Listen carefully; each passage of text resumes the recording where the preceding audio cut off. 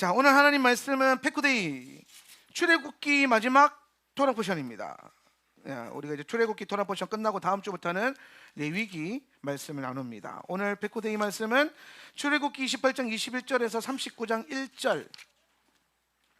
자, 여러분의 토부는 198페이지.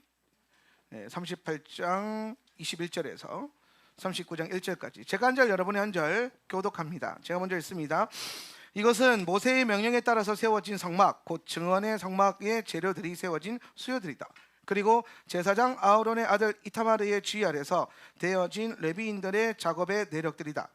그리고 예후다의 지파 중에 후르의 아들이며 우리의 손 명령한 모든 것을 만들었었다. 그리고 그와 함께 단의 지파 중에 아히사막의 아들 오홀리압이 함께 있었다. 그리고 그는 공예가였었다. 그리고 그는 설계자였었다. 그리고 그는 청색, 자색, 홍색 실과 고운 배로 수놓은 자였다. 성소의 모든 일을 통해서 필요한 일에 사용된 모든 금은 다음과 같다. 그리고 요제의 금은 성소의 셰켈로 29키카르 730 셰켈이었었다. 그리고 회중으로부터 거두어진 은의 수량은 100키카르, 그리고 성소의 시켈로 1775 셰켈이었었다. 그들은 한 해골의 반, 그것은 성소의 셰켈로 2분의 1 셰켈이었었다. 계산하는 곳으로 통과한 모든 자들은 20세부터 그 이상 된 자들은 60만 3,550명이었었다. 한글로 넣어주세요. 그리고 은 100키카르는 성소의 받침대와 그리고 휘장들의 받침대를 부어 만드는 데 쓰였었다. 100개의 받침대를 100키카르로 받침대 하나에 한 키카르로 했었다.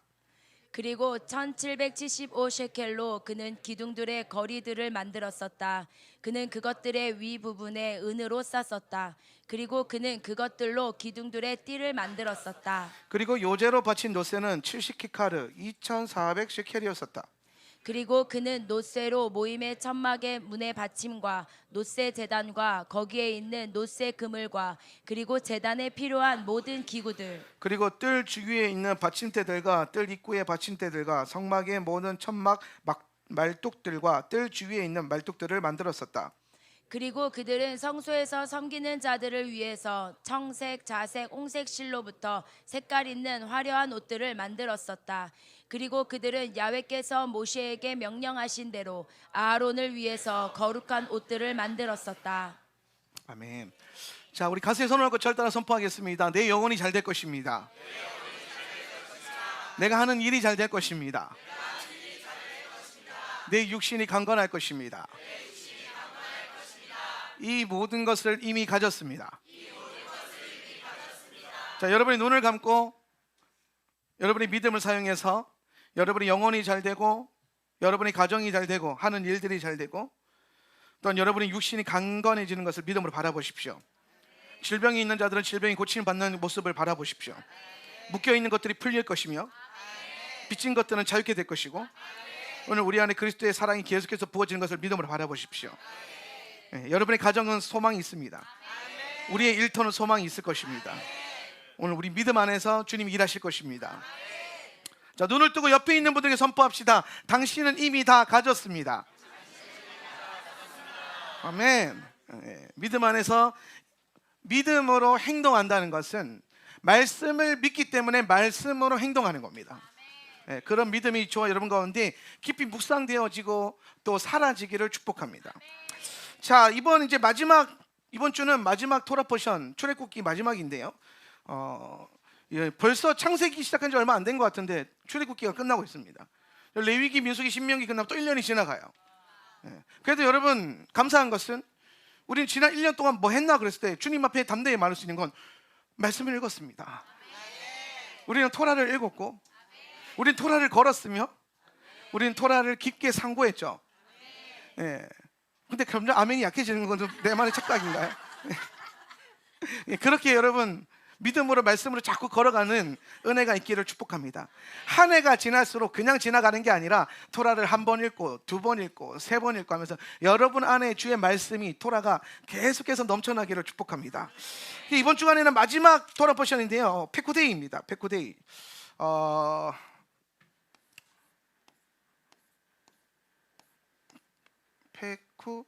바보 들어가죠. 페쿠데이. 한번 읽어볼까요? 페쿠데이. 자, 페쿠데이는 무슨 뜻이냐면은 물품 목록 같은 거예요. 목록. 물품 목록. 그러니까 이스라엘 백성들이 하나님 앞에 드렸던 예물과 모든 헌물들에 대한 그 장부 기록 같은 겁니다. 성경은 그것들을 다 기억하고 있죠. 자, 여러분, 우리가 하나님 말씀 성경을 읽다 보면, 또 성경을 공부하다 보면 몇 가지 이해 안 되는 여러 가지 것들이 있어요. 우리가 토라를 제대로 알기 전에, 하나님 말씀의 구속사적인 의미가 알기 전에 성경을 읽어보면 좀 이해 안 됐던 건 첫 번째가 뭐냐면 족보죠. 우리 집 족보도 다 못 외우는데 남의 집 족보를 내가 외워야 되는가 라는 고민들이 살짝 들기도 합니다. 그런데 이제 족보를 자세히 공부하다 보면 이 족보가 의미하는 그 바가 뭐냐면 하나님께서 우리의 인생을 통해서 어떻게 일하시는가가 족보를 통해서 드러나요. 그러니까 여러분의 믿음이 어디에서 왔느냐라는 거예요. 족보를 통해서 우리가 찾아볼 수 있는 것은 지금 나의 믿음의 현재성도 이 족보와 같다라는 거예요. 내 믿음이 그냥 저절로 주어진 것이냐? 아니라는 거예요. 누군가가 여러분을 잉태했고, 누군가가 여러분의 믿음을 자라게 했을 것이고, 누군가가 여러분의 믿음을 도왔을 거란 말이에요. 그게 여러분에게 다 족보예요. 그게 여러분의 족보라고요. 이건 혈통에 대한 얘기를 하는 게 아니에요. 지금의 믿음이 어디로서부터 왔느냐는 거예요. 제가 그 책을 총 7권 썼는데 그 중에 이제 창세기 책을 제가 3번째 책으로 썼어요. 창세기에 대한 책을 쓰면서 창세기를 다 쓰고 좀 있어 보이는 저자들처럼 하려고 제가 항상 헌정사, 책마다 헌정사를 썼어요. 그래서 이 책은 사랑하는 나의 아내에게 바칩니다, 이런 거 있잖아요. 되게 그런 거 멋있지 않아요? 별로 안 멋있어요? 멋있어요, 그런 거. 책을 좀 써보세요. 그래서 제가 이제 그 3번째 창세기를 다 쓰고, 창세기를 쓰고 참 마음에 되게 충만함이 있었어요. 왜냐하면 창세기 쓸 때 은혜가 많았었고, 제 책 5권 중에 창세기가 가장 은혜로웠던 평이 있거든요. 창세기가 참 좋아요. 없는 분들은 제발 사서 보시고. 근데 창세기를 제가 이제 다 쓰고 이제 원고를 마무리하고, 이제 우리 출판 간사가 나한테 목사님 헌정사랑 뭐 이런 감사의 말을 빨리 이번 주 안에 주셔야 된다고. 빨리 달라고 이제 독촉을 했어요.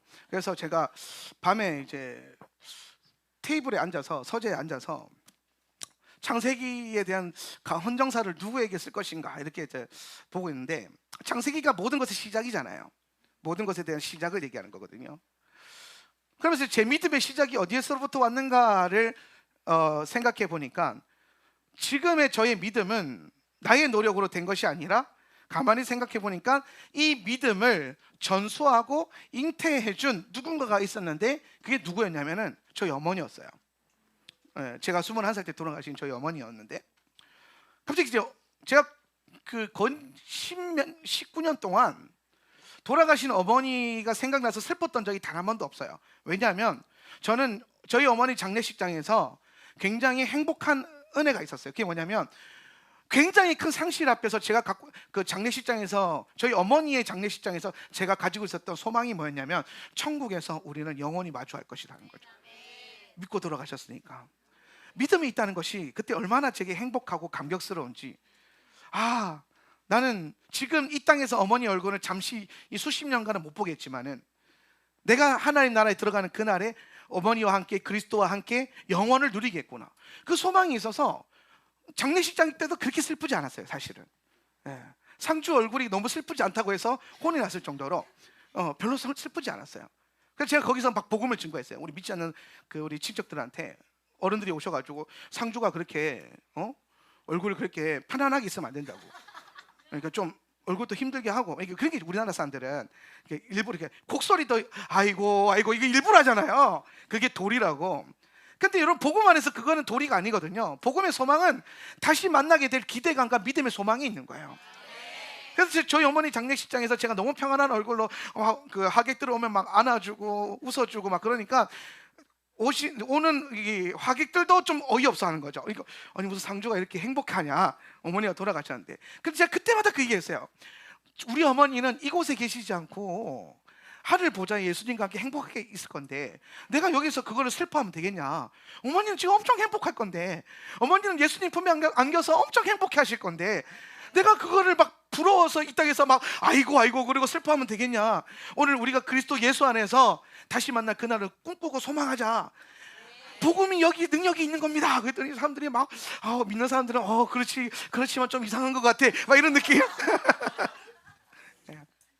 네. 그러면서 사실 제가 그 창세기에 대한 그 토라 포션을 쓰고 이제 믿음의 근원을 딱 거슬러 올라가 보니까 지금 나의 모든 믿음의 근원이 다 어머니부터 왔었던 거예요. 내가 기도하는 어떤 삶, 내가 말씀을 사모하는 삶, 또 하나님의 종으로서 목회를 하는 그 모든 과정 가운데서 저희 어머니의 기도가 있었고, 저희 어머니의 서원이 있었고, 저희 어머니의 응원이 있었고, 충성됨이 있었거든요. 그게 딱 생각이 나니까 지금 내가 하고 있는 목회나 이 잘 되는 것들이나 이 믿음이 내가 열심히 노력한 게 아니라 우리 어머니의 기도와 노력으로부터 내가 주어진 것이구나 라는 게 깨달아지니까 창세기는 모든 것의 시작이니까 내 믿음의 시작, 우리 정정순 집사님 저희 어머니인데 정정순 집사님께 이 책을 바쳐야겠다. 그래서 헌정사 이렇게 썼어요. 내 믿음의 창세기인, 나의 믿음의 창세기인 정정순 지사님께 이 책을 헌정합니다. 그리고 딱 펜을 멈췄는데 눈물이 그렇게 나는 거예요. 한 시간 울었던 것 같아요. 우리 와이프한테 걸릴까봐 뭐 손죽여서 뭐 그래서 왜 그럼 갑자기 눈물이 났어요. 감사하기도 하고 행복하기도 하고 또 보고 싶기도 하고 또 보게 될 소망도 있고, 그래서 또 감사하고 그런 감격 안에서 그 밤을 지내고 이제 창세기를 제가 이제 발간을 했어요. 사실 우리가 성경에 있는 많은 말씀을 통해서 우리가 배우게 되는 것은 나로부터 온 것이 아니라 누군가의 기도와 누군가의 헌신과 누군가의 애씀이 있었기 때문에 지금 우리의 믿음이 있는 것이라는 것을 꼭 기억하셨으면 좋겠어요. 내가 한 게 아닙니다. 누군가는 여러분을 위해서 여러분이 믿음 없을 때 기도했을 것이고, 여러분이 흔들릴 때에 여러분이 흔들리지 않도록 떠받들면서, 내가 알 수는 없지만 중보하면서 떠받치고 있었던 믿음의 부모들이 있었을 것이고 믿음의 선배들이 있었을 거예요. 그래서 족보를 읽을 때에는 그 믿음을 상기시키는 거예요. 그렇게 보면 또 족보 은혜가 돼요, 그죠? 그리고 그 다음에 좀 이해가 안 됐던 게, 제가 성경 읽으면서 뭐가 이해가 안 되냐면 그 자세한 목록 장부가 되게 많아요. 누가 얼마 냈고 뭐 이런 것도 나오잖아요. 누구 집 아들 몇째 장자가 와서 소 몇 마리를 냈고 그거를 이제 평생 기록이 남은 거예요, 그게. 그 성경이라는 이름으로. 그래서 이제 하나님이 내가 하나님 앞에 드린 것을 기억하신다라는 거예요. 하나님이 여러분이 하나님 앞에 드리고 하나님 앞에 순종하고 하나님 앞에 살았던 것들, 행했던 모든 것들을 하나님이 기억하고 계신다라는 거예요. 그게 페쿠데이예요. 이 물품 목록. 페쿠데이의 어원이 그 파카드거든요. 파카드예요. 이거 왜 이러노? 파카드가 무슨 뜻이냐면은 세다, 계수한다는 뜻도 있는데, 센다, 세다 뜻도 있는데, 기억하다는 뜻이 있어요. 기억한다. 그래서 이번 주간에 하나님이 우리 가운데 뭐 해야 되는 얘기를 하냐면, 네가 나에게 뭘 했는지 나는 기억하고 있다는 거예요. 나는 지난 여름도 네가 나에게 여름 일뿐만 아니라 모든 것에 대한 일들을 주님이 뭐하고 계신다? 기억하고 계신다는 거예요. 그리고 되게 재밌는 게 뭐냐면, 파카드가 또 무슨 뜻이 있냐면요, 방문하다는 뜻이 있어요. 방문하다. 그래서 제가 파카드라는 것이 이런 뜻이 있구나. 혹시 이거 PPT 만들었나요? 파카드? 파카드가 무슨 의미가 있냐면, 잊지 않고 샅샅이 다 기억하고 있다가 정해진 때가 오면 그때 딱 맞춰서 방문해서 최종 결산하신다는 뜻이에요. 이해가 되세요? 하나님께서 잊지 않고 다 기억하고 있다가 어떤 때가 됐을 때 그때 주님이 오셔서 방문하셔서 결산하신다는 거예요.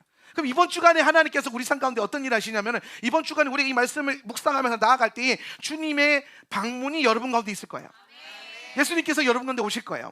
우리가 토라 포션을 묵상하면서 토라 포션을 공부하면서 이 말씀을 살아가는 삶을 제가 지난 9년 동안 살아왔는데, 그 9년 동안 제가 경험하는 또 수많은 토라 포션 구독자들과 이 말씀을 따라서 묵상하는 성도들의 동일한 고백이 뭐냐면, 그 주간의 말씀대로 주님이 우리 삶 가운데 일하시더라는 거예요.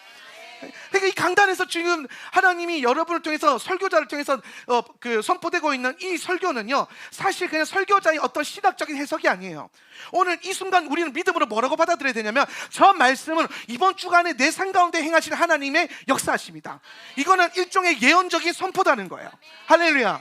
그래서 설교는 오늘 여러분 삶 가운데 주님이 행하시고자 하는 일들에 대한 예언적인 고백이 될 것이고, 예언적인 가르침이 될 거예요. 그럼 이번 주간에 하나님 우리 가운데 뭘 하시냐면은, 방문하셔서, 오늘 우리 삶 가운데 방문하셔서 뭐 하신다? 계수하실 거라는 거예요. 세실 거라는 거예요. 그리고 그걸 뭐 하신다? 기억하신다라는 거예요. 그리고 이걸 방문하셔서 세셔서 기억하시다가 이거를 최종적으로 어떠한 장소에서 뭐 하신다? 결산하신다라는 거예요. 결산. 최종적으로 결산하신다는 거예요. 그래서 주님이 방문하셔서 세시고 기억하셔서 오셔서 결산하시는 그 최종적인 장소가 뭐냐? 여러분이 지금 드려지고 있는 예배의 자리예요. 예배. 제단에서, 그분의 성소에서, 그분의 성막에서, 그분의 집에서, 그분의 자녀들이 모여서 예배하고 있는 그 공간 가운데 주님이 오셔서 뭔가를 하나는 싸들고 오셔가지고, 오늘 예배자인 여러분 한 사람 한 사람을 주님이 눈과 눈으로 마주하면서, 얼굴과 얼굴로 마주하면서 오늘 여러분 삶 가운데 뭔가를 결산하신다는 거예요. 그래서 그 결산이 뭐냐면은, 오늘 여러분의 예배를 예수님이 합당하게 받으실 거냐, 아니면 받지 않으실 거냐가 오늘 이 자리에서 결정이 나는 거예요. 자, 여러분, 우리가 조금 힘든 현실이고 불편한 현실이지만 반드시 받아들여야 될 게 뭐냐면, 하나님께서 모든 예배를 기뻐 받으시는 건 아니에요. 아멘이십니까? 아멘. 그렇죠. 우리는 이거는 아멘 할 수밖에 없어요. 왜냐하면 성경이 그렇게 가르치고 있거든요. 그러니까 무슨 말이냐면, 하나님께서는 모든 교회와 모든 예배를 합당하게 여기시지 않는다라는 거예요. 성경 말씀 보면, 성경에 이에 대한 말씀이 마태복음 7장 21절에 나와요. 마태복음 7장 21절 말씀 한번 읽어볼까요? 나더러, 시작. 나더러 주님 주님 하는 사람이라고 해서 다 하늘나라에 들어가는 것이 아니다. 하늘에 계신 내 아버지의 뜻을 행하는 사람이라야 들어간다. 우리가 예수님 앞에 섰을 때, 지금 저 장면은 어떠한 무리들이 예수님 앞에 서서 최종 결산을 받는 그 백구대기의 그 결산이 있는 그 자리예요. 우리는 그걸 우리 가운데 주어진 예배의 자리라고 보는 겁니다. 그런데 물론 이제 예수님께서 말씀하셨던 저 장면은 마지막 때 주의 재림 가운데 진짜 완전한 최종 결산을 받기 위해서 다 서 있는 그 무리들이에요. 근데 그 무리들이 예수님 앞에 나와서 뭐라고 말하냐면은, 주여, 내 주님, my Lord, 막 이랬어요. 근데 정작 그 결산 앞에 선 그들 앞에서 예수님은 뭐라고 말씀을 저렇게 말하는 거예요? 나더러 주님이라고 말하는 자들, 주여 주여 하는 자들마다 다 하나님 나라에 들어가는 것이 아니다라는 거예요. 예수님 앞에 나왔다고 해서, 오늘 예배 자리에 여러분이 나왔다고 해서 여러분의 모든 예배가, 우리가 주여 하고 기도한다고 해서 그 모든 기도와 모든 예배가 주님 앞에 합당하게 받아들여지는 것이 아니다라는 거예요. 그렇지 않다라는 거예요. 그래서 그렇다면 누가, 어떤 예배가, 어떤 교회가 주님 보시기에 합당하게 받으시는 예배가 될 것인가? 지금 우리의 예배가 주님 앞에 드려질 때에 너무 좋았죠? 지금도 좋죠? 우리도 지금 여러분, 하나님의 임재는 지금도 계속해서 운행하고 계시고, 이 메시지를 전하는 가운데, 그리고 여러분 설교를 들으면서 주님을 계속해서 경배하고 있어요. 저는 설교를 하면서 예수님을 경배하고 있어요. 예. 그래서 저는 이 순간도 우리에게는 경배의 한 순간이에요. 갑자기 앞에서 경배가 다 끝나고 설교를 들을 때는 뭔가 배우는 시간, 공부하는 시간이 아니에요. 이것조차도 여러분에게는 경배가 되어야 돼요. 그래서 말씀을 들을 때 여러분 심령 가운데 오늘 하나님의 말씀을 대하는 여러분의 마음의 자세와 마음가짐이 달라져야 돼요.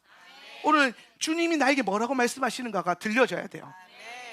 그 앞에 서 있는데, 근데 그렇게 서 있는데 오늘 주님이 여러분에게 뭐라고 말씀하시냐면은, 내가 너의 기도와 너의 예배를 다 합당하게 받지는 않겠다라는 거예요. 이건 구약의 말씀이 아니죠. 저게 구약에 있었으면은 우리가 핑계 댈 게 있어요. 아, 구약은 그럴 수 있어.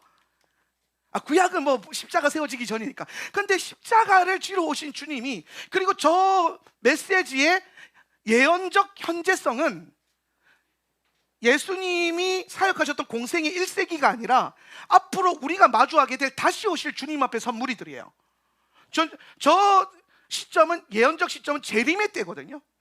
예수님이 다시 오셨을 그 재림의 때에 주님 앞에 선자들이 있는데, 그들이 주여 주여 하는데 주님이 그들을 다 데리고 주의 나라 들어가는 것이 아니라는 거예요. 그럼 누가 예수님이 데리고 들어가는 자이고, 어떤 예배가, 어떤 교회가 주님이 받으시기에 합당한 교회고 예배가 되겠습니까? 오늘 저 성경은 뭐라고 말하냐면은 분명하게 말한 것이 있어요. 아버지의, 하나님의 뜻대로. 여러분, 이것이 핵심 키워드예요. 오늘 설교에 여러분, 이번 주간에 여러분의 삶 가운데 가장 중요한 것은 바로 하나님의 뜻을 행하는 그 삶. 오늘 이 땅을 살아갈 때에 교회에서 예배하는 자리에서 주님을 예배한다고 찬양을 하고 경배하는 것을 넘어서서, 오늘 저 말씀이 의미하는 바는 뭐냐면, 우리의 삶의 자리에서, 내가 살아가고 있는 나의 삶의 자리에서 나는 어떤 뜻이라는 게 뭐예요? 기준이죠. 내가 늘 말하는 기준 하면 또 뭐가 같이 나와요? 늘 내가 설교할 때 자주 쓰잖아요. 기준과 뭐가 붙어요? 방향. 기준은 곧 방향이에요. 우리가 삶 속에서 어떤 기준을 갖고 살아가고 어떤 가치관과 어떠한 방향성을 갖고 살았느냐가 하나님의 뜻을 행했느냐, 아니면 나의 뜻을 행했느냐라는 거예요. 행위가 아니에요. 여러분, 하나님의 뜻은 행위가 아니에요. 하나님이 받으시는 합당한 예배는 예배의 모습과 예배의 모양에 있는 것이 아니라 예배자의 삶에 달려 있는 거예요. 그렇게 하나님이 우리에게 주신 예배의 폼과 예배의 원리는 딱 두 가지밖에 없어요. 첫 번째는 영어로 예배하는 것이고, 두 번째는 진리로 예배하는 거예요. 영어로 예배한다는 것은 무슨 뜻입니까? 오늘 우리의 예배 가운데 성령님의 운행하심이 있어야 된다는 거예요. 우리가 예배를 드릴 때 영의 인도함을 받아야 된다는 거죠. 진리로 예배한다는 것은 오늘 우리가 예배하는 모든 근거와 예배의 목적과 또 예배에서 주어지는 모든 가치들이 하나님의 진리인 말씀과 연결되어 있어야 된다는 거예요. 그러니까 우리는 성령과 성경으로 예배하는 원리를 받았어요. 그렇기 때문에 오늘 우리의 예배가 합당한가 합당하지 아니한가를 예배에 대한 어떤 형태로 보면 안 돼요.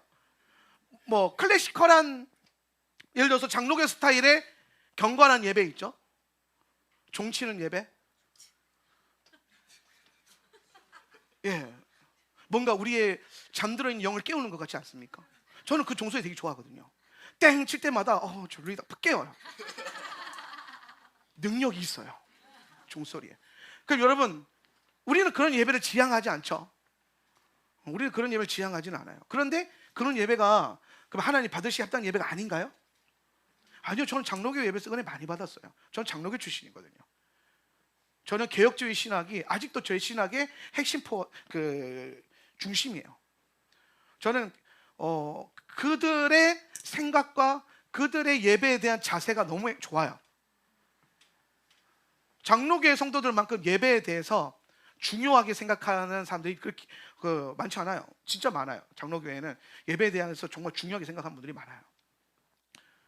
그런 예배는 합당하고, 우리처럼 모던하게 악기 있는 대로 다 꺼내고 막 불 끄고 막 어둡잖아요. 우리 게 처음 오면 적응 안 되는 게, 다른 교회는 주일 예배에 화나거든요.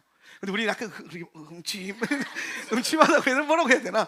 예, 약간 이제 조명 톤이 뭔가, 우리는 이걸 인재적인 분위기라고 부르는데, 처음 오시는 분들은 왜 이렇게 예배당이 어둡노? 이렇게 한단 말이에요.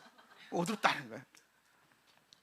이렇게 예배 드리고 막 아까처럼 막 신령한 노래를 드리고 방언으로 찬양하고 예언적인 노래를 하면은 합당하지 않은 예배인가요? 아니에요. 형태가 우리의 예배가 합당한지 합당하지 않은지를 결정할 수는 없어요. 오늘 하나님이 받으시는 합당한 예배의 핵심은 예배의 형태에 있는 것이 아니라 예배자의 삶에 있다는 거예요. 지금 이 시간 예배하는 여러분의 예배를 하나님이 받으시느냐 안 받으시냐의 핵심은 오늘 이 예배 가운데 뭐 예배팀이 얼마나 잘하냐, 뭐 예배 온도가 얼마나 좋냐. 아까 우리가 막 번제단에서 막 다 드릴 뻔했는데 괜찮으세요? 저렇게 다들 태워서 드려야죠. 태워서 드려야. 제 생각에 오늘 주님께서 뭔가 집사님에게 중요한 얘기를 하시는 것 같아요. 예. 이 문제에 대해서 우리는 한번 이따가 다시 기도해 봅시다.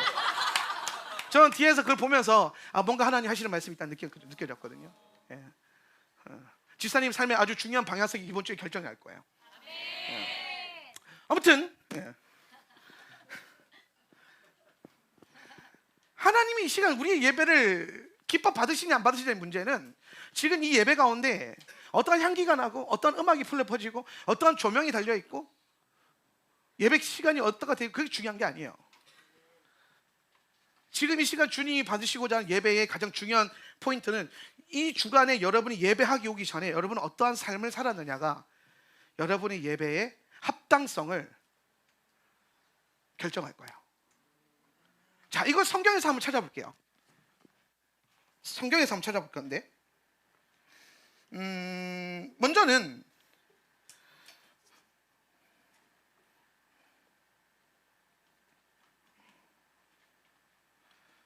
하나님의 뜻이, 자, 우리가 하나님이 받으시기에 합당하다, 합당성, 하나님의 이 합당성은 하나님의 뜻과 연결되어 있다고 그랬어요. 구조를 좀 바꿔볼게요. 하나님이 내 예배를 받으시는 것의 가장 중요한 목적, 우리 교회를 받으시는 가장 중요한 그 기준은 하나님의 뜻을 우리가 행하느냐 행하지 않느냐에 있다는 거예요. 그러면 하나님의 뜻은 뭘까요? 하나님의 뜻. 하나님의 뜻은 성경에 나오는 하나님 말씀이겠죠, 그죠? 그럼 여기서 이 엄청나게 많은 말씀 가운데서 우리가 합당한 삶을 살았다고 하는 그 기준의 첫 번째 가장 중요한 기준이 뭐냐는 거예요. 다시 말해서 성경 전체 중에서 제일 중요한 가르침이 뭘까요? 성경 전체의 말씀 가운데, 예수님의 말씀 가운데, 혹은 제자들의 가르침 가운데 가장 중요한 것이 맨 첫 번째 나오는 가장 중요한 메시지가 뭔가요? 하나님 사랑하는 겁니까? 아니에요. 그건 첫 번째가 아니에요. 그건 우리의 마음에서 우리가 바라봐야 될 우리의 첫 번째인데, 성경이 가르치는 그 하나님을 사랑하기 이전에 먼저 우리에게 요구하는 게 있어요. 왜냐하면 이게 없으면 우리는 하나님을 사랑할 수 없거든요. 그래서 하나님을 사랑하는 것이 최우선이 되기 위해서 예수님과 예수님의 제자들과 예수님을 따랐던 모든 하나님의 사람들이 만나는 모든 사람들에게 가장 먼저 가르쳤던 한마디가 있어요. 그게 뭡니까? 그게 뭐예요? 예수님은 마가복음 1장 15절에서 이렇게 말씀하세요. 때가 찼다. 시작. 때가 찼다. 하나님의 나라가 가까이 왔다. 회개하여라. 복음을 믿어라. 복음을 시작하는 입구에서 예수님은 만나는 모든 제자들과 만나는 첫 성도들에게 이렇게 말하는 거예요. 때가 됐다. 예수님이 활동하실 때가 됐다는 거예요. 그렇기 때문에 하나님 나라가 이제 가까이 왔다라는 거예요. 그 앞에서 예수님이 가르친 첫 번째 첫마디가 뭐냐? 회개하라. 회개해라. 자, 세례요한, 예수님의 길을 예배했던 세례요한, 예수님보다 먼저 선포했던, 하나님의 뜻을 선포했던 그 세례요한, 그 세례요한은 마태복음 3장 1절 2절에서 이렇게 말합니다. 그 무렵, 시작. 그 무렵에 세례자 요한이 나타나서 유대 광야에서 선포하여 말하기를 회개하여라. 하늘나라가 가까이 왔다 하였다. 세례요한은 만나는 모든 광야를 찾아오는 사람들에게 이 얘기부터 합니다. 회개하십시오. 하나님 나라가 가까웠습니다. 예수님도 회개하라. 하나님 나라가 가까웠다는 거예요. 그리고 그 예수님의 뜻을 따라서 3, 4, 5 나가서 복음을 전했던 제자들도 만나는 모든 사람들에게 이렇게 말합니다. 마가복음 6장 12절, 그들은 나가서, 시작. 그들은 나가서 회개하라고 선포하였다. 예수님의 제자들이 나가서 뭐 했다고요? 회개하라고 선포했던 게, 하나님을 사랑하세요. 예수님을 사랑하십시오. 그분에게 마음을 뺏기세요. 이런 건요, 오늘 여러분이 회개를 하고 난 다음에 성령 안에서 주어진 여러분을 완성시키는 메시지였어요. 근데 우리가 이 놀라운 차원의 메시지를 가기 이전에 오늘 하나님이 우리에게 가장 먼저 요구하셨던 삶의 본질은 뭐냐면은 회개하라는 거예요. 회개해라. 너희가 회개하지 않고서는 아무것도 할 수 없고, 회개하지 않고서는 하나님의 뜻을 향해 갈 수가 없다라는 거예요. 회개하라는 거예요. 사도행전 26장 20절에 이렇게 말합니다. 먼저 다마스쿠스와, 시작. 먼저 다마스쿠스와 예루살렘에 있는 사람들에게, 다음으로 온 유대 지방 사람들에게, 나아가서는 이방 사람들에게 회개하고 하나님께로 돌아와서 회개에 합당한 일을 하라고 전하였습니다. 제자들은 제자들이 만나는 모든 사람들에게 나가서 했던 단 한 가지의 메시지는 뭐냐? 회개하십시오. 그리고 회개에 합당한 일을 하라고 했어요.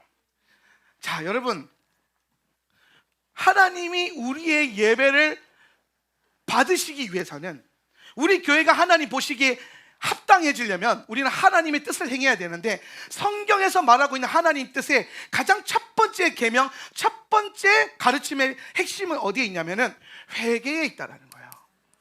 회개. 회개하지 않은 자가 주님을 사랑할 수 있습니까? 없죠. 회개하지 않은 자가 이웃을 사랑할 수 있을까요? 못해요. 모든 것의 시작은 회개예요. 회개. 그럼 여러분, 회개는 무슨 뜻이에요? 돌이키다는 거예요. 와, 이제 잘 알죠? 돌이킴. 여러분, 회개는 여러분이 주님 앞에 나와서 죄를 읊는 게 아니에요. 회개는 여러분이 하나님 앞에서 죄를 고백하는 그 죄의 패코데이가 아니에요. 죄의 목록이 아니라고요. 예수님은 여러분이 죄의 목록을 고백하는 거에 그렇게 큰 관심 없어요. 예수님의 관심은 뭐냐면 여러분의 삶의 방향이 바뀌는 거예요. 입술의 고백이 바뀌는 것이 아니라 입술의 고백이 변화되어서 삶의 방향이 바뀌는 거예요. 할렐루야. 그게 주님 보시기에 뭐하다는 겁니까? 합당하다라는 거예요. 합당하다. 그래서 오늘 하나님 뜻의 가장 중요한 회개, 이 회개의 본질은 돌이킴. 그래서 돌이킴이라고 하는 것은 결국에는 우리가 하나님의 죄를 고백하는 것이 핵심이 아니라, 회개의 본질은 뭐예요? 방향성을 바꾸는 거예요. 방향을 바꾸는 거예요. 내가 살아가던 삶의 방향을 돌이키는 거예요. 방향을 바꾼다는 것은 뭘 바꾸는 거예요? 목표와 기준을 바꾸는 거예요. 여러분이 무엇을 위해서 살았느냐는 거예요. 나는 지금 뭘 위해서 달려가고 있느냐? 나는 지금 무엇을 위해서 일하고 있느냐? 나는 지금 무엇을 위해서 돈을 벌고 있느냐? 나는 지금 무엇을 위해서 사업을 하고 있느냐? 그 모든 물음들 가운데서 여러분이 하고 있는 보고 달려가고 있는 그 기준점이 하나님 나라에 속한 것이 아니고 회개한 방향성이 아니라면 그것부터 돌이켜야 된다는 겁니다. 그게 돌이켜져야 된다는 거예요. 여러분, 예수를 믿는다라는 것, 예수님이 여러분의 주인이 되었다는 것의 가장 큰 증거가 뭐겠습니까? 가장 큰 증거, 예배하러 나오는 겁니까? 아니요. 심지어 어떤 사람들은 교회에 다니지 않고서도 예수님을 따른다라고 말하는 사람들이 많아요. 예수님을 실제로 가까이 믿는다고 사람들이 많아요. 교회에 다니냐 안 다니냐가 여러분이 예수님의 사람이냐 아니냐를 결정해 주는 게 아닙니다. 본질은, 여러분이 예수님의 사람이냐는 것의 본질은 여러분의 삶의 방향성이, 여러분의 삶의 가치와 기준이 바뀌었냐라는 거예요. 예수 믿기 전에, 예수님이 주인 되기 이전에 삶의 기준과 예수님이 주인이 되고 난 다음에 삶의 기준이 바뀌어졌냐라는 거예요. 삶의 형태를 말하는 게 아니에요. 예수를 믿었다고 해서 하던 일을 내려놓고 다른 일을 해야 된다, 이 말을 하는 게 아니에요. 삶의 어떤 형태가 변화된 게 아니라 삶을 대하는 여러분의 마음의 중심과 여러분의 가치관과 여러분이 이 삶을 바라보는 방향성, 그게 회개한 방향성이라는 거예요. 여러분의 가치가 주의 말씀을 살아내는 것에 있느냐, 아니면 내 뜻을 행하는 데 있느냐. 교회도 마찬가지예요. 교회를 결정함에 있어서, 여러분이 교회를 다니는 것에 있어서 이 교회를 왜 다니냐 했을 때에 여러분이 원하는 것이 이 교회에 있기 때문에 교회를 온다면 여러분의 방향성은 또 안 바뀐 거예요. 여전히 우리는 교회를 다니면서도 자기중심적이에요. 주님의 주권이 없어요. 왜 여러분이 원하는 것을 교회가 줄 수 있어야 됩니까? 왜 여러분은 여러분이 원하는 것이 있는 교회를 가려고 합니까? 교회는 주님이 부르셨고 교회는 주님이 세우셨고 교회는 주님께서 이루어 가시는 거예요. 그 부르심에 합당한 예배자들을 주님이 모으시는 겁니다. 그래서 우리가 교회를 선택하거나 교회를 다니기 위해서 가장 중요한 기준은 이 교회를 향한 하나님의 부르심, 나의 부르심. 하나님이 나를 예배의 처소로 이 교회로 부르셨는가 부르지 않으셨는가가 중요한 거지, 내가 원하는 것이 여기 있기 때문에 교회에 나오는 것은 틀린 선택이라는 거예요. 우리는, 저와 우리 사역자들은 여러분이 예수님을 만날 수 있는 모든 것들을 연구하고 고민하고 시스템화시켜서 여러분이 최선을 다해서 가장 좋은 환경에서 예수님을 만나고 예수님을 경배할 수 있는 예배적 환경을 만들 거예요. 저희는 여러분에게 좋은 것을 제공할 거예요. 저는 여러분에게 더 많은 것들을 드릴 거예요. 근데 그것 때문에 여러분이 이 교회를 다니는 건 아니에요. 제가 여러분에게 좋은 메시지와 말씀을 가르치는 시스템과 양육을 제공을 하는 이유는 그게 나의 부르심이기 때문이에요. 이 교회를 섬기는 나의 부르심이기 때문이죠. 여러분이 이 교회를 다니는 목적은 이 교회의 재단, 이 예배 재단, 여기서 올라가는 경배가 오늘 여러분에게 합당해지고 여러분에게 부르심이 있고 이끌림이 있고 주님이 이 자리에서 네가 예배하러 오길 원한다, 나는 너를 하올람에서 재단을 섬기라고 모았다 라고 하는 그 부르심이 있어야 돼요. 이게 우리의 부르심이라니까요. 이게 먼저 안 서니까 하나님의 뜻에 따라서 교회를 섬기고 하나님의 뜻에 따라서 경배를 해야 되는데 그게 없고 내가 원하는 것을 찾다 보니까 사람들이 교회를 쇼핑하듯이 다녀요. 그게 오늘날 이 시대의 축복이냐 잘 모르겠어요, 사실은. 왜냐하면 그 일들이 여러분의 믿음을 더 자라게 하진 않을 거거든요. 다양한 교회를 다녀서 여러분의 믿음이 자라는 것이 아닐 거예요. 많은 교회의 다양성을 본다고 해서, 다양한 예배를 경험한다고 해서 여러분의 영이 자라는 건 아니에요. 우리의 영혼은 말씀 안에서 훈련되어질 때 강해질 것이고, 훈련의 본질은 내가 원하지 않고 하기 싫은 것이다 할지라도 하나님이 명령하실 때에 아멘하고 순종으로 불순종을 이기는 게 훈련이에요.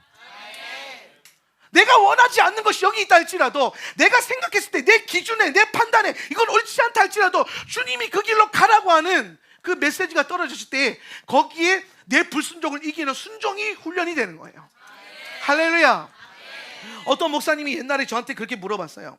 한 목사, 예수님이 지옥에서 이리 와 명진아, 예수님이 지옥에서 명진아 이리 오렴 이러는 거예요. 지옥에서? 근데 내 문 앞에는 천국 문이 있어. 진주 문이, 우리 흔히 알고 있는 천국 문이 있어요. 천국 문 앞에 서서 천국 문 들어가려고 하는데 뒤에서 지옥에서 예수님이 이리 와, 네가 이리 와야 돼 할 때 그 목사님 묻더라고요, 나한테. 너 어디로 들어갈래? 그때 저는 그랬죠. 무조건 천국 문 들어갈 겁니다. 내가 천국 가려고 예수 믿는데 천국 문 열고 들어가야죠. 그랬더니 그 목사님이 웃으면서 저한테 그러는 거예요. 한 목사, 예수님이 계신 곳이 천국이야. 예수님이 계신 곳이 천국이야. 야, 진주문 열고 황금으로 된 길 가서 아주 부요한 행복한 좋은 천국과 같은, 우리가 보는 천국 같은 그 장소에 들어갔는데 거기에 예수님이 없다면, 하나님의 임재가 없다면 그게 천국이겠냐? 그런데 뜨거운 불구덩이 같은 지옥과 같은 그 힘든 고난이 있는 환경이라 할지라도 거기에 예수님이 계시다면 그것으로 이미 우리는 천국을 누릴 수 있다는 거예요. 천국의 본질이 어디 있다고요? 예수님이에요. 그럼 여러분이 원하는 교회, 여러분이 원하는 천국, 여러분이 갖고 있는 기존의 예배를 자꾸 추구하지 말고 예수님이 계신 곳, 예수님이 계신 교회, 예수님이 날 부르시는 교회, 예수님이 원하시는 예배, 예수님이 원하시는 합당한 삶을 향한 도전이 있어야 된다는 거예요. 그래야 진짜 내가 예수님과 함께 그 자리에 서서 천국, 하나님 나라를 누릴 수 있게 되는 거예요. 여러분의 기준이 낮아지고 부르심이 높아지길 주의 이름으로 축복합니다.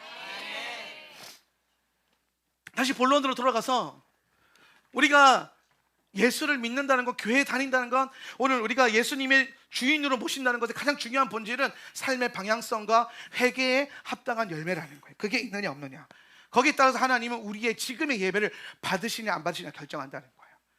여러분이 회개에 합당한 고백을 하지 않고 회개에 합당한 일을 행하지 않는다면, 회개에 합당한 일을 하지 않는다면 여러분의 예배를 주일날 아무리 열정적으로 드려져도 그 예배는 주님이 안 받으세요. 아까 예수님 앞에 주여 주여 했던 사람들, 주여 주여 이렇게 했을까요? 아니요.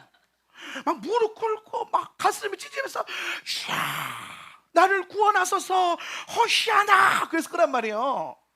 그런데 주님 앞에서 너는 누구냐? 나는 너를 안 적이 없다.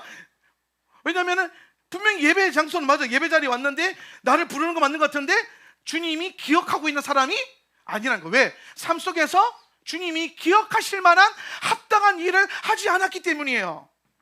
그래서 그의 예배는 거절받은 거예요. 그의 기도는 거절받은 거예요. 여러분 성경에 보면요, 예수님이 거절한 예배가 꽤 있어요. 우리가 제일 잘하고 있는 예배가 뭐냐면 가인의 예배예요. 가인의 제사죠. 가인의 제사를 주님이 거절하시고 아벨의 예배를 받으셨어요. 근데 가인의 예배를 거절하실 때 하나님이 뭐라고 하셨냐면 이렇게 말씀하셨어요. 창세기 4장 7절, 내가 올바른 일을, 시작, 네가 올바른 일을 하였다면 어찌하여 얼굴빛이 달라졌냐? 네가 올바르지 못한 일을 하였으니 죄가 너의 문에 도사리고 앉아서 너를 지배하려고 한다. 너는 그 죄를 잘 다스려야 한다. 자, 하나님이 가인의 제물을 받지 않았던 이유, 가인의 제사, 이 유명한 설교 테마잖아요. 가인의 제사. 자, 가인의 제사를 받지 않았던 이유를 대부분의 목사님들이 두 가지로 요약해서 설교를 해요. 어떤 두 가지를 주로 선택을 하시는데, 첫 번째는 제물이 문제가 좀 있었다. 제물을 뭘로 드렸죠? 가인이 곡식으로 드렸단 말이에요. 곡식. 야, 주님 육식주의자인데, 양고기 좋아하시는 분인데 쌀을 갖다 바치니까 안 먹지. 채소를, 정신이 없냐 이런 느낌. 그리고 이제 뭐 성경에 보면은 이제 대부분의 이제 제물의 재료가 그 고기잖아요. 고기를 드리잖아요. 기름이랑. 그러니까 이제 제물이 문제가 좀 있었다라고 보는 사람이 있고, 저 말씀에 의거해서 올바르지 못한 일, 그죠? 그러니까 지금 저건 올바르지 못한 일은 뭐냐면 지금 예배를 잘못 드렸다는 게 아니죠. 올바르지 못한 일에 대한 얘기는 뭐예요? 지금 네가 네 삶 가운데 올바르게 못 살고 있다 얘기하는 거예요. 삶의 문제를 짚고 있는 거예요, 하나님이. 그래서 너의 삶에 죄가 너의 문에, 너의 삶에 뭐 하고 있다? 도사리고 앉아 있다는 거예요. 네 삶 가운데 회개에 합당한 열매가 없고 죄의 문제가 해결되지 않았는데 내가 그 예배를 받겠냐? 이 얘기하는 거예요. 그래서 삶의 문제. 자, 가인의 예배를 거절한 이유가 제물이 되면요, 뭐가 문제가 되냐면은 예배가 문제가 돼요. 예배가 문제가 있었다. 예배 드리는 태도, 자세, 뭐 이런 거, 형식. 여러분 가운데 어떤 분들은 꼭 예배 때 이런 폼이 나와야 되고 뭐 이런 게 있을 수 있죠. 우리 교회는 뭐 자연스럽게 일어나서 예배하죠. 스탠딩 워십을 하죠. 그 앉으면 틀린 예배입니까? 누군가 앉아서 예배 드린다 그러면 잘못된 거예요? 일어나세요 막 그래야 돼요? 주님 꼭 일어난 사람들이 예배만 받으시나요? 그러면 여러분 일어나서 설교 들으세요. 그렇잖아요. 지금 우리도 경배하고 있는 건데 말씀 들으면서, 그렇죠? 아니에요. 그냥 그 예배를 이끌어가는 어떤 문화가 있는 거예요. 그리고 어떠한 그 형태가 있는 거죠. 그리고 그 형태는 우리가 가장 집중하고 가장 경배하기 쉬운 형태로 우리는 자연스럽게 그걸 만들어가는 거예요. 여기엔 강제성이 있는 건 아니에요. 물론 콜링을 하죠. 다 같이 일어나셔서 예배합시다라고 콜링을 하죠. 근데 앉아있는 사람을 가서 회개하세요라고 하지는 않아요. 그건 잘못된 게 아니거든요. 예. 그럴 수 있잖아요. 예. 그래서 재물이 문제가 되면 예배가, 태도와 자세가 문제인 거고, 삶의 문제가 예배를 거절한 하나님의 이유였다면 삶의 문제는 예배가 아니라 예배자가 문제였던 거예요. 예배자의 삶. 그죠? 그러면 하나님이 가인의 제사를 거절한 이유가 재물 때문이에요? 삶의 문제 때문이에요? 그렇죠? 둘 다예요. 왜냐하면 그거는 여기에 있어요. 문제의 근원은 여기에 있어요. 그래서 제가 보는 게 뭐냐면 가인이 하나님 앞에 방향을 바꾸고, 여기서 방향을 바꾼다는 그거예요. 자기 주도로 자기 의지로 살 거냐, 하나님 뜻으로 살 거냐, 이 문제거든요. 자아로 살 거냐, 말씀으로 살 거냐, 이 문제예요. 근데 여기에서 이 삶의 문제가 여전히 죄의 문제가 있다는 거는 방향을 돌이켰다는 거예요, 안 돌이켰다는 거예요? 안 돌이켰다는 거예요, 회개하지 않았다는 거예요. 삶의 방향성과 기준이 안 바뀌니까 뭐가 안 바뀌어요? 예배의 태도와 자세도 문제가 생겨요, 안 생겨요? 생긴다라는 거예요. 그래서 이거는 둘 다 서로 뭐가 있어요? 연결되어 있는 거예요, 이게 서로. 삶은 엉망진창인데 예배에 와서 예배만 잘 드리면 된다? No. 삶에서는 막 그리스도의 일을 행하고 막 주님 사랑합니다. 근데 예배 맨날 빠져먹는다? No. 둘 다 아니라는 거예요. 합당하지 않다라는 거예요. 여러분 착각하지 마십시오. 여러분이 삶의 자리에서 좋은 열매를 맺었던 것이 계수되는 거지 예배 그 자체가 아니에요. 자, 파카데의 핵심이 뭐냐면은 주님이 오셔서 계수하시고 기억하신다는 거예요. 그리고 어떠한 때에 오셔서 그걸 결산하시거든요. 그 결산하신 때가 어디라고요? 예배의 자리라고요. 지금 여러분이 예배하러 와 있는 거예요. 지금 여러분은요 결산 받으러 와 있는 거예요. 어떤 면에서는 내가 한 주간 어떻게 말씀을 살았고 어떻게 하나님의 뜻을 행했는지, 그래서 그것이 다 모아지고 주님이 기억하시고 와서 예배하고 이때에 주님이 여러분에게 그 합당한 계수됨으로 부어주시고 받으시고 영광스럽게 하는 거예요. 그럼 여러분 맨날 신기만 하고 거두지는 않는 거, 그게 예배 안 오는 거예요. 그게 삶의 예배 아니에요. 삶은요 제물을 만드는 거예요. 예배의 자리에서 그 제물이 연합해서 합당한 예배를 만드는 거라고요. 합당한 예배는 예배의 장소가 또 아니에요. 여러분이 삶의 자리에서 제물이 만들어져 있지 않으면, 주님께 드린 합당한 제물이 만들어져 있지 않으면 예배 때 빈손으로 와 있는 거잖아요. 그 예배는 주님이 합당하게 또 받지 않으신다는 거예요. 삶 속에서 아무리 제물을 많이 키워봤자 그걸 가지고 끌고 교회 예배당에 와서 예배를 합당하게 드리지 않으면 그것도 의미가 없다라는 거예요. 무슨 말인지 이해가 돼요? 이 예배는 여러분이 삶을 산 가운데 얼마나 예수님의 말씀을 가지고 동행하려고 씨름했는가를 결산받는 자리예요. 그게 지금 예배의 원리 안에 녹아 있다는 거예요. 오늘 여러분이 드린 이 예배가 합당해지려면 여러분 삶 속에서 씨름이 있어야 돼요. 예수님과 동행하려고 하는 씨름이 있어야 돼요. 예수님의 뜻을 쫓으려고 하는 여러분의 그 마음의 씨름들이 있어야 되고, 전투의 흔적이 있어야 되고, 그 싸움들이 있어야 되고, 주님은 우리 그거를 그냥 멀리서 보시는 게 아니라 우리 삶 가운데 찾아오셔가지고 우리가 어떻게 예수님을 위해서 씨름하고 있는지, 하나님 나라를 위해서 싸우고 있는지를 하나하나 다 계수하셔가지고 지금 이 예배하는 이 자리에 오셔가지고 이때에 결산하신다는 거예요. 그래서 합당한 예배, 블레스, 합당한 예배니까. 근데 막 이렇게 하는데 뭐가 없어. 월화수목금 토까지 예수님과 함께 씨름한 흔적이 없어. 그냥 좋은 대로만 살았어. 자기가 원하는 삶만 살았어. 자기 하고 싶은 일만 했어. 근데 예배자라고 와서 예배하고 있다. 그 종교인이에요. 예배자가 아니라 종교인이라고요. 그거는 예배자가 아니에요. 그래서 주님이 그 예배는 모른다고 하시는 거예요. 얼마나 무서운 일이에요. 예배당에 와서 앉아서 예배하는데 주님이 기억하지 않는 사람, 주님이 모른다는 사람. 여러분 지금 결산 받으면서 지금 정신 차리는 게 얼마나 좋아요. 재림의 때에 섰는데 거기서 결산 잘못 받으면은 답이 없어요. 지금은 은혜의 때라 돌이킬 수 있어요. 이번 주에 뭔가 결산이 안 된 것 같다 그러면 이번 주에 열심히 또 하면 돼요. 씨름하면 돼요. 말씀 붙들고 씨름하고 싸우면 돼요. 내 삶 속에서 예수님을 위해서 하나님 나라의 가치관으로 내 자아를 이기고 환경을 이기고 원수를 이기면서 날마다 싸워가면 돼요. 그러면 다음 주 돌아온 예배의 결산 자리에서 하나님이 합당한 예배를 받아주실 거예요. 근데 이 메시지가 흐르지 않고 멍하게 있다가 주님 재림의 때에 섰는데 너는 누구냐 그 얘기 들으면 끝나는 겁니다. 그때에 가서는 밖에서 슬피 이를 갈며 우는 것밖에 없는 거예요. 저는 여러분의 예배가, 우리의 예배가, 이 교회가 예수님이 받으시기에 합당한 교회가 되기를 원해요. 저는 예배를 너무 사랑해요. 전 예배가 너무 중요해요. 예배로 저는 숨을 쉬고 있고, 예배에서 모든 능력과 힘을 얻고 있고, 날마다 드려지는 그 예배를 통해서 매일의 삶 가운데 있는 시련과 환난과 고난에서 오는 그 피곤함과 피폐함을 이기고 있어요.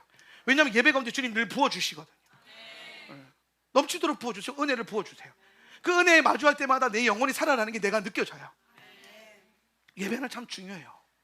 그런데 성경을 보니까 모든 사람들의 예배와 모든 교회를 주님이 합당하게 받는 것이 아니라는 거예요. 그럼 뭐가 우리 예배를 합당하게 하지? 성경이 말하는 바가 뭐예요? 너의 삶의 자리에서 합당한 열매와 합당한 일을 행했느냐. 합당한 이 단어, 합당한. 여러분, 이 합당한이라고 하는 단어가 기가 막혀요. 이게 히브리어로 야샤르거든요. 야샤르인데, 야샤르가 이게 무슨 뜻이냐면요, 그 율법을 행하는 것을 통해서 얻게 되는 의예요. 그러니까 이게 뭐냐면 말씀을 내가 살아내서 얻게 되는, 하나님으로부터 받게 되는 의로움이거든요. 그게 합당한이라는 뜻이에요. 그러니까 합당하지라고 하는 이 단어 자체도 결국에는 어떤 조건과 어떤 형태를 말하는 게 아니라 삶의 자리를 얘기하고 있다는 거예요. 합당하다는 이 말이. 이 단어가 나왔던 게 열왕기상 11장 38절인데요. 열왕기상 11장 38절이 혹시 있나요? 제가 이거 아까 아침에 올린 건데, 없으면 제가 읽어드릴게요. 네가 만일 내가 명령한 모든 일에 순종하고 내 길로 행하며 내 눈에 합당한 일을 하며 내 종 다윗이 행한과 같이 내 율례와 명령을 지키면 내가 너와 함께 있어. 뭐 하면? 명령을 지키면, 합당한 일을 한다면, 그렇다면 내가 너와 함께 있을 것이고, 내가 다윗을 위하여 세운 것과 같이 너를 위하여 견고한 집을 세우고 이스라엘을 내게 주리라. 저기서 나오는 합당한 일, 합당한이 야샤르예요. 오늘 주님의 모든 언약과 주님이 보시는 모든 기준에는 뭐가 있냐면 합당한 삶의 문제가 나와 있는데, 그 합당한 삶의 문제가 뭐와 연결되어 있다고요? 하나님의 뜻, 말씀을 살아내는, 말씀을 가지고 씨름하는 여러분의 삶의 자리에 그 씨름들, 말씀이 내 자아를 이기고, 말씀이 세상의 모든 유혹을 이기고, 말씀의 가치가 세상의 가치를 밀어내기 시작하고, 내 안에서 말씀이 들어와서 내 안에 내 욕심을 밀어내고, 말씀이 들어와서 내가 원하는 삶의 기준을 밀어내고, 말씀이 내 기준이 되고, 말씀이 내 삶의 방식이 되고, 말씀이 나의 보물이 되고 가치가 되는, 그래서 내 삶 속에서 끊임없이 말씀에 대한 몸부림과 씨름이 있는 그런 삶이 합당한이라는 단어를 만드는 거예요. 그래서 합당해지는 거예요. 그렇게 살아서 합당해져요. 그래서 그 합당한 삶을 끌고 와서 예배 자리에 서는 거예요. 그러면 합당한 예배가 되는 거예요. 이해되세요? 그리고 여러분이 그런 합당한 삶을 살아서 교회로 모이면 합당한 교회가 되는 거죠. 예수님 보시기에 여러분의 인생이 합당해지려면 하나님 말씀을, 율법을 살아내고, 말씀을 살아내고 복음을 살아내는 그 일들을 행해서 합당한이라는 이 야샤르를 만들고, 먼저 그래서 내 인생을 바라보면 합당한 인생이 되는 거예요.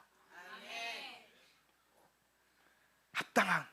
근데 우리는 이 합당한 단어를 안 만들고 예배만 말하고, 교회만 말하고, 내 인생만 말해요. 합당한 예배, 합당한 교회, 합당한 삶이 아니라, 인생이 아니라 합당한이 빠지니까 내가 좋아하는, 내가 원하는 예배, 내가 원하는 교회, 내가 원하는 인생, 자꾸 고백하는 거야. 그렇게 살아서는 예수님 앞에 섰을 때에 하나님의 뜻을 행한 흔적이 없기 때문에 그분 안에서 받아들여지지 않는다는 거예요. 우리에게 삶은 너무 중요해요. 근데 그 삶은 내 마음대로 살라고 주신 게 아니에요.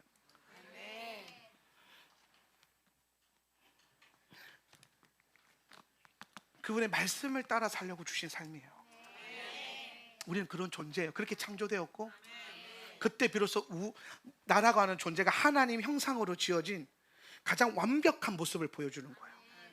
여러분이 성공한 CEO가 되고, 성공한 자영업자가 되고, 성공한 교수가 되고, 성공한 목회자가 된다고 해서, 유명한 페이머스한 그런 사람이 된다고 해서 합당한 게 아니라, 우리의 가장 합당한 모습은 주의 말씀이 내 삶 가운데 드러나기 시작할 때, 말씀이 드러나는 게 뭐예요? 내가 삶을 이거를 살아갈 때, 그때 합당해지는 거예요. 존재론적으로도 합당해지는 거예요. 비로소 우리의 삶을 통해서 예수님이 드러나요. 그게 모든 것들이 다 뭐라는 거예요? 재물이에요. 그 모든 삶의 흔적들, 여러분이 살았던 삶의 모든 흔적이 재물이 되는 거예요. 주님께 드려지는. 그래서 여러분 이런 거예요. 여러분이 말씀 가지고 이웃을 사랑하라고 해서 좀 사랑하려고 애쓰는 거야. 그러면은 주님이 그걸 제물로 받으셔. 날 위해 제물을 주네? 날 위해 선물을 주네? 그래서 여러분이 이번 주 바야크엘 주간이었잖아요. 교회다움이 뭔가 안식일 방향과 가치를 바꾸는 거. 하나님 내 안에 하나님 나라의 기준이 임하게 해주세요라고 기도하면서 삶을 살아가는 그 순간 또 여러분의 재물이 이렇게 만들어지는 거예요. 하나님 받으시는 재물이 딱 만들어져요. 와, 재물이 또 예수님이 앞에 재물이 막 쌓여요. 재물이 막 쌓여요. 그래서 여러분이 하나님 말씀을 그 주간에 막 살아낼 때마다 주의 제단 앞에 여러분이 살았던 그 삶의 흔적이 재물이 되어서 막 한 무더기, 두 무더기, 세 무더기, 네 무더기 막 쌓여요. 쌓이고 이제 다 같이 와가지고 다 모아가지고 한 군데 모아놓고, 제단에 모아놓고 네 재물, 내 재물, 삶의 모든 흔적이 모여가지고 이제 앞에서 예배를 선언하는 순간 하늘에 불이 떨어지고 그 재물이 타오르기 시작하고 주님을 기쁘게 하기 시작하고 내 삶 가운데 그 은혜가 부어지기 시작하고, 이게 다 사라지고 났을 때에 내 삶을 주님께 다 드린 것이고, 내게는 뭐만 남아요? 예수님만 남는 거예요. 그렇게 예배하고 그렇게 하나님 나라를 바라보기 시작할 때에 내 안에 오직 예수 그리스도만 남는 그 엄청난 친밀함과 엄청난 충만함을 누릴 수 있는 거예요. 다 드렸잖아요. 다 드리는 예배는 그런 거예요. 목이 쉬는 게 다 드리는 게 아니에요. 셔츠가 땀에 다 젖을 때까지 찬양하고 설교하는 게 다 드린 게 아니에요. 여러분의 삶의 모든 재물들이 모여서 성령의 불 안에서 번제가 올라가고 그 앞에 엎드려 경배하기 시작하고, 내 삶의 모든 가치, 내 삶의 모든 열매가 불타 사라진다 할지라도, 죄가 되어 사라진다 할지라도, 그것으로 인해서, 그 제단으로 인해서 예수님이 나와 함께 하신다면, 주님의 임재가 오신다면, 예수님으로 나는 충분합니다. 예수님으로 나는 충만합니다. 그래서 나는 내 전부를 들여서 예수님을 얻을 거예요. 그렇게 예배하는 게 합당한 예배예요. 그게 합당한 예배예요. 여러분의 예배가, 여러분의 교회가 합당한 예배와 교회가 될 수 있도록 기도하십시오. 그렇게 삶을 살아가십시오. 그래서 다 드리고 다 태우고, 오늘 내 안에 계신 예수님이 딱 남아서 다시 우리는 내일의 삶 가운데 예수님과 함께 그분의 팔짱을 끼고 또 이 말씀을 피고 이 씨름을 또 하는 거예요. 말씀을 살아내고 한 무더기, 또 말씀을 살아내고 또 한 무더기. 그 다음 주 또 돌아온 예배 가운데 또 주님 앞에 성령이 와도 성령이 불 빡 임하고 또 번제가 올라가고, 다 사라졌을 때 또 유일하게 그 재물이 다 타고 나면 제 위에 서 계신 예수 그리스도, 불을 통과해서 남은 유일한 한 가지, 나와 예수 그리스도. 그렇게 또 그분과 함께 또 하루를 살아가고 또 말씀을 하루를 살아가고, 그렇게 영원을 누리는 거예요. 합당한 예배. 삶을 여러분의 예배의 제물로 쓰십시오. 그리고 이 공동체 예배를 그 결산과 번제단에 불을 지피는 그 불의 제단으로 만드십시오. 그래서 합당하게 주님께 다 드리고, 여러분이 이 자리에서 예배 끝나고 돌아가실 때에는 다 드리고 예수님만 딱 취하고 가십시오. 예수님과 함께 돌아가시세요. 그리고 또다시 돌아오는 한 주를 예수님과 함께 걸으십시오. 말씀 안에서 기도합시다.